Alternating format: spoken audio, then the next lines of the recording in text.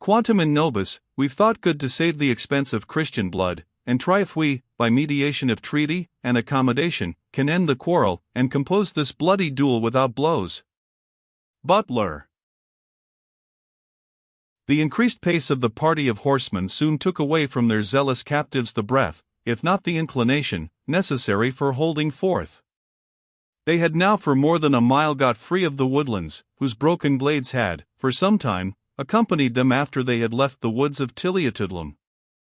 A few birches and oaks still feathered the narrow ravines, or occupied in dwarf clusters the hollow plains of the moor.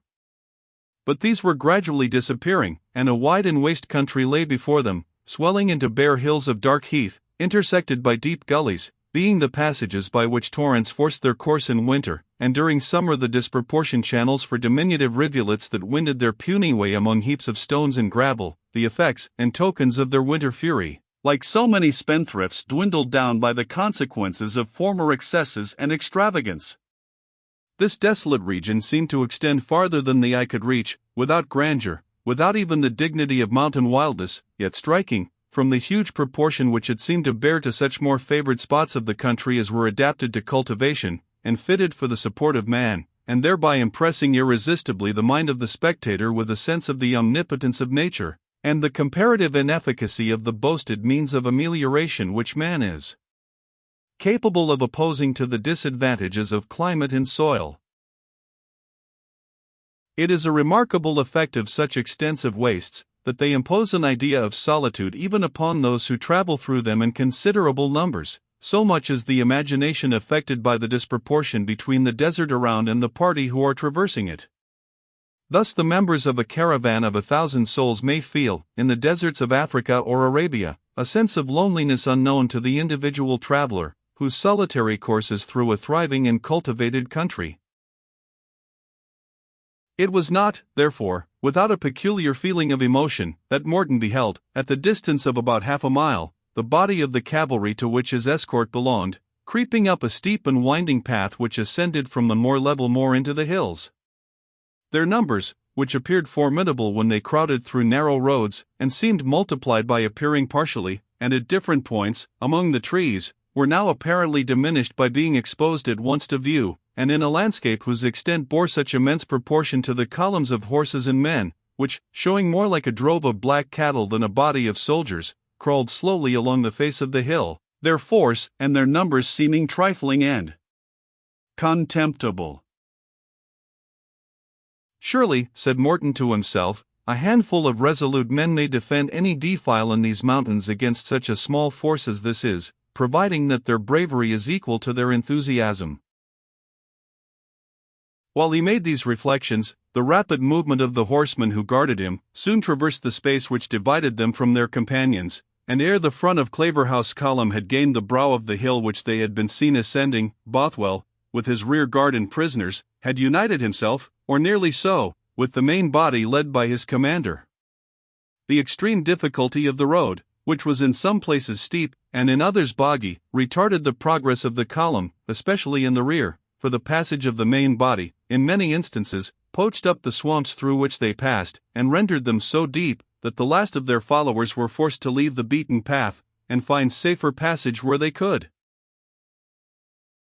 On these occasions, the distresses of the Reverend Gabriel Kettledrummel and of Mouse Hedrig were considerably augmented, as the brutal troopers, by whom they were guarded, compelled them, at all risks which such inexperienced riders were likely to incur, to leap their horses over drains and gullies, or to push them through morasses and swamps.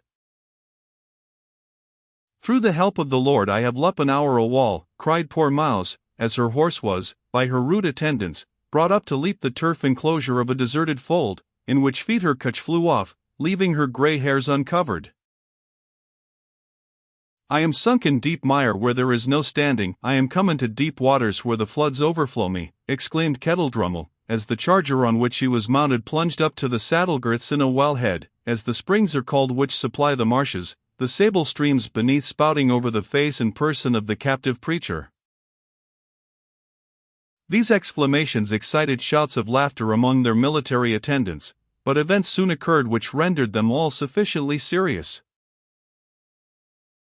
The leading files of the regiment had nearly attained the brow of the steep hill we have mentioned, when 2 or 3 horsemen, speedily discovered to be a part of their own advanced guard, who had acted as a patrol, appeared returning at full gallop, their horses much blown, and the men apparently in a disordered flight.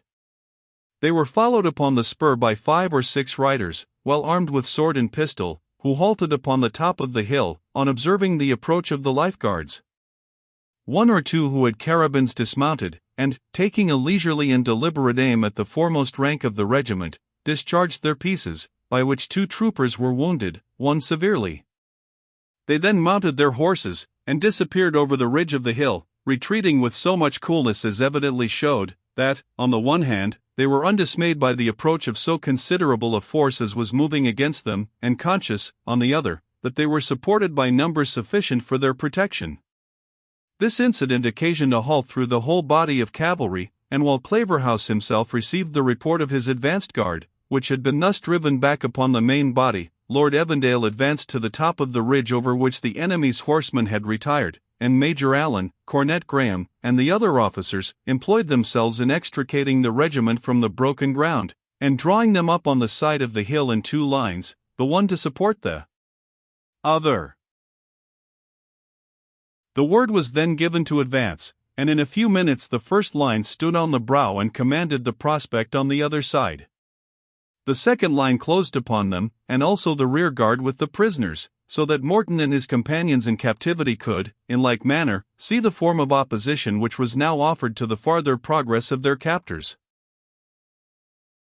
The brow of the hill, on which the Royal Lifeguards were now drawn up, sloped downwards, on the side opposite to that which they had ascended, with a gentle declivity, for more than 1/4 of a mile, and presented ground, which, though unequal in some places, was not altogether unfavorable for the maneuvers of cavalry, until near the bottom, when the slope terminated in a marshy level, traversed through its whole length by what seemed either a natural gully, or a deep artificial drain, the sides of which were broken by springs, trenches filled with water, out of which peats and turf had been dug, and here and there by some straggling thickets of alders which loved the moistness so well, that they continued to live as bushes, although too much dwarfed by the sour soil and the stagnant bog water to ascend into trees.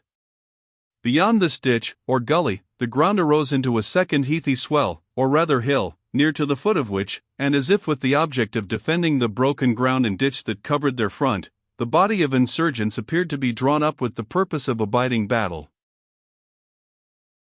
Their infantry was divided into 3 lines. The first, tolerably provided with firearms, were advanced almost close to the verge of the bog, so that their fire must necessarily annoy the royal cavalry as they descended the opposite hill, the whole front of which was exposed, and would probably be yet more fatal if they attempted to cross the morass. Behind this first line was a body of pikemen, designed for their support in case the dragoons should force the passage of the marsh. In their rear was their third line, consisting of countrymen armed with scythes set straight on poles, hayforks, spits, clubs, goads, fish spears, and such other rustic implements as hasty resentment had converted into instruments of war. On each flank of the infantry, but a little backward from the bog, as if to allow themselves dry and sound ground whereon to act in case their enemies should force the pass, there was drawn up a small body of cavalry, who were, in general, but indifferently armed, and worse mounted, but full of zeal for the cause, being chiefly either landholders of small property, or farmers of the better class, whose means enabled them to serve on horseback. A few of those who had been engaged in driving back the advanced guard of the Royalists might now be seen returning slowly towards their own squadrons. These were the only individuals of the insurgent army which seemed to be in motion. All the others stood firm and motionless, as the grey stones that lay scattered on the heath around them. The total number of the insurgents might amount to about 1,000 men, but of these there were scarce 100 cavalry, nor were the half of them even tolerably armed. The strength of their position, however, the sense of their having taken a desperate step, the superiority of their numbers, but, above all, the ardor of their enthusiasm, were the means on which their leaders reckoned, for supplying the want of arms, equipage, and military discipline. On the side of the hill that rose above the array of battle which they had adopted, were seen the women and even the children, whom zeal, opposed to persecution, had driven into the wilderness. They seemed stationed there to be spectators of the engagement, by which their own fate, as well as that of their parents, husbands, and sons, was to be decided. Like the females of the ancient German tribes, the shrill cries which they raised, when they beheld the glittering ranks of their enemy appear on the brow of the opposing eminence, acted as an incentive to their relatives to fight to the last in defense of that which was dearest to them. Such exhortations seemed to have their full and emphatic effect, for a wild halloo, which went from rank to rank on the appearance of the soldiers, intimated the resolution of the insurgents to fight to the uttermost. As the horsemen halted their lines on the ridge of the hill, their trumpets and kettledrums sounded a bold and warlike flourish of menace and defiance, that rang along the waste like the shrill summons of a destroying angel. The wanderers, in answer, united their voices, and sent forth, in solemn modulation, the 2 first verses of the 76th Psalm, according to the metrical version of the Scottish Kirk. In Judah's land God is well known, his name's in Israel great, in Salem is his tabernacle, in Zion is his seat. Their arrows of the bow he brake, the shield, the sword, the war. More glorious thou than hills of prey, more excellent art far. A shout, or rather a solemn acclamation, attended the close of the stanza, and after a dead pause, the second verse was resumed by the insurgents, who applied the destruction of the Assyrians as prophetical of the issue of their own impending contest. Those that were stout of heart are spoiled, they slept their sleep outright, and none of those their hands did find, that were the men of might. When thy rebuke, O Jacob's God, had forth against them passed, their horses and their chariots both were in a deep sleep cast. There was another acclamation, which was followed by the most profound silence. While these solemn sounds, accented by 1,000 voices, were prolonged amongst the waste hills, Claverhouse looked with great attention on the ground, and on the order of battle which the wanderers had adopted, and in which they determined to await the assault. The churls, he said, must have some old soldiers with them, it was no rustic that made choice of that ground. Burleigh is said to be with them for certain, answered Lord Evandale, and also Haxton of Rathhillet, Peyton of Meadowhead, Cleland, and some other men of military skill. I judged as much, said Claverhouse, from the style in which these detached horsemen leapt their horses over the ditch, as they returned to their position. It was easy to see that there were a few Roundhead troopers amongst them, the true spawn of the old covenant. We must manage this matter warily as well as boldly. Evandale, let the officers come to this knoll. He moved to a small moss-grown cairn, probably the resting place of some Celtic chief of other times, and the call of officers to the front soon brought them around their commander. I do not call you around me, gentlemen, said Claverhouse, in the formal capacity of a council of war, for I will never turn over on others the responsibility which my rank imposes on myself. I only want the benefit of your opinions, reserving to myself, as most men do when they ask advice, the liberty of following my own. What say you, Cornet Graham? Shall we attack these fellows who are bellowing yonder? You are youngest and hottest, and therefore will speak first whether I will or no. Then, said Cornet Graham, while I have the honor to carry the standard of the Lifeguards, it shall never, with my will, retreat before rebels. I say, charge, in God's name and the King's. And what say you, Allan, continued Claverhouse, for Evandale is so modest, we shall never get him to speak till you have said what you have to say. These fellows, said Major Allan, an old cavalier officer of experience, are 3 or 4 to 1. I should not mind that much upon a fair field, but they are posted in a very formidable strength, and show no inclination to quit it. I therefore think, with deference to Cornet Graham's opinion, that we should draw back to Tilliatudlem, occupy the pass between the hills and the open country, and send for reinforcements to my Lord Ross, who is lying at Glasgow with a regiment of infantry. In this way we should cut them off from the Strath of Clyde, and either compel them to come out of their stronghold, and give us battle on fair terms, or, if they remain here, we will attack them so soon as our infantry has joined us, and enabled us to act with effect among these ditches, bogs, and quagmires. Pshaw, said the young cornet, What signifies strong ground, when it is only held by a crew of canting, psalm-singing old women? A man may fight never the worse, retorted Major Allen, for honoring both his Bible and Psalter. These fellows will prove as stubborn as steel, I know them of old. Their nasal psalmody, said the cornet, reminds our major of the race of Dunbar. Had you been at that race, young man, retorted Allen, you would have wanted nothing to remind you of it for the longest day you have to live.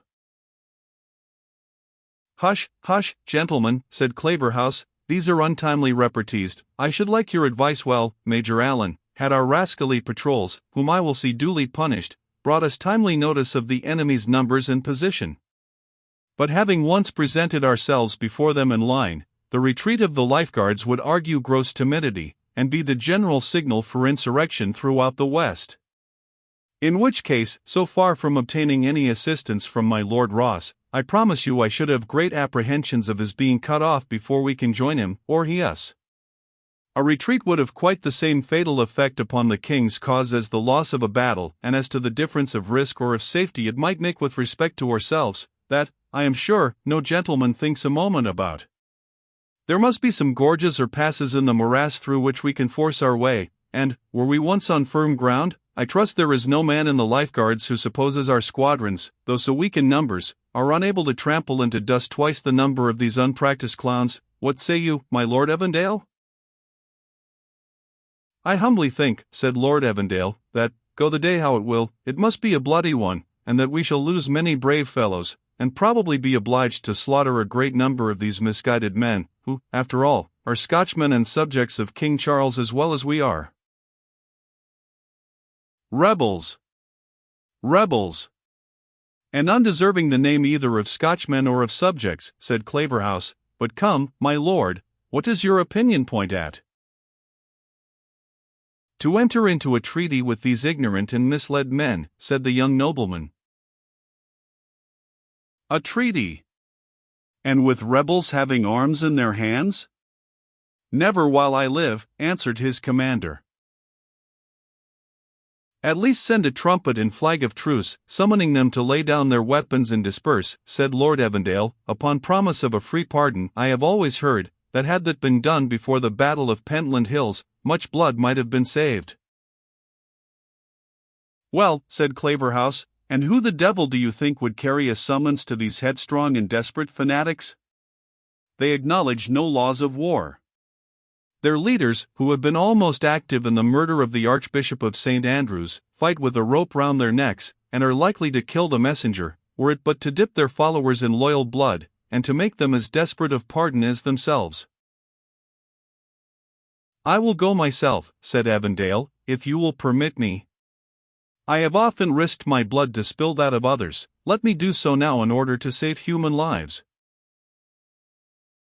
You shall not go on such an errand, my lord, said Claverhouse, your rank and situation render your safety of too much consequence to the country in an age when good principles are so rare. Here's my brother's son Dick Graham, who fears shot or steel as little as if the devil had given him armor of proof against it, as the fanatics say he has given to his uncle. Note, Cornet Graham.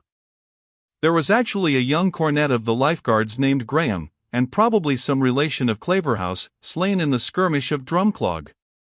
In the old ballad on the Battle of Bothwell Bridge, Claverhouse is said to have continued the slaughter of the fugitives in revenge of this gentleman's death. Hot up your hand, then Monmouth said, GIE quarters to these men for me, but bloody Claver as he swore an oath, his kinsman's death avenged should be. The body of this young man was found shockingly mangled after the battle, his eyes pulled out, and his features so much defaced, that it was impossible to recognize him. The Tory writers say that this was done by the Whigs, because, finding the name Graham wrought in the young gentleman's neckcloth, they took the corpse for that of Claveressy himself. The Whig authorities give a different account, from tradition, of the cause of Cornet Graham's body being thus mangled. He had, say they, refused his own dog any food on the morning of the battle, affirming, with an oath, that he should have no breakfast but upon the flesh of the Whigs. The ravenous animal, it is said, flew at his master as soon as he fell, and lacerated his face and throat. These two stories are presented to the reader, leaving it to him to judge whether it is most likely that a party of persecuted and insurgent fanatics should mangle a body supposed to be that of their chief enemy, in the same manner as several persons present at Drumclog had shortly before treated the person of Archbishop Sharp, or that a domestic dog should, for want of a single breakfast, become so ferocious as to feed on his own master, selecting his body from scores that were lying around, equally accessible to his ravenous appetite. He shall take a flag of truce and a trumpet, and ride down to the edge of the morass to summon them to lay down their arms and disperse.